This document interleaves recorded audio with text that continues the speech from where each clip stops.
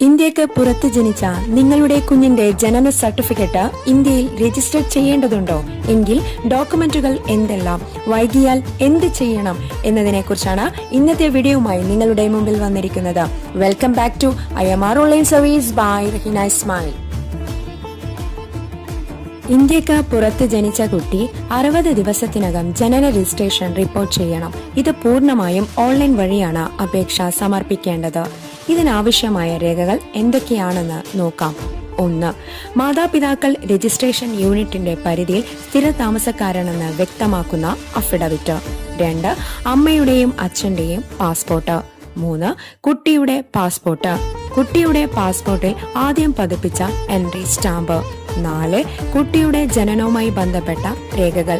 ഇതിൽ എംബസിയിൽ നിന്നുള്ള ജനന സർട്ടിഫിക്കറ്റ്, ഹോസ്പിറ്റൽ റെക്കോർഡ്, ഇതിൽ ഏതെങ്കിലും ഒന്ന് സമർപ്പിക്കാവുന്നതാണ്.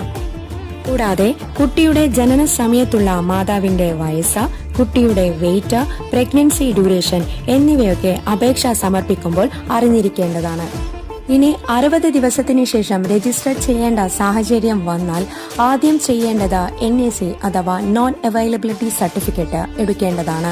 അതിന് ആദ്യം ബന്ധപ്പെട്ട ലോക്കൽ ബോഡിയിൽ നിന്ന് NACക്ക് അപേക്ഷിക്കുക. NAC ലഭിച്ച ശേഷം RDO അഥവാ റവന്യൂ ഡിവിഷണൽ ഓഫീസർക്ക് അപേക്ഷ നൽകുക. RDOയുടെ സാങ്ഷൻ ലഭിച്ചാൽ മാത്രമേ ജനന രജിസ്ട്രേഷൻ സാധിക്കുകയുള്ളൂ.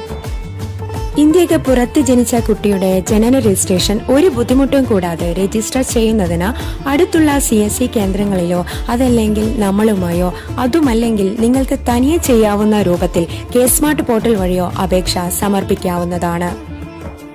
ഈ വീഡിയോ ഉപകാരപ്പെട്ടെങ്കിൽ ലൈക്ക് ആൻഡ് ഷെയർ ചെയ്യാനും ഇതുപോലുള്ള കൂടുതൽ വിവരങ്ങൾക്കായി സബ്സ്ക്രൈബ് ചെയ്യാനും മറക്കരുത്. Signing off Raheena Ismail.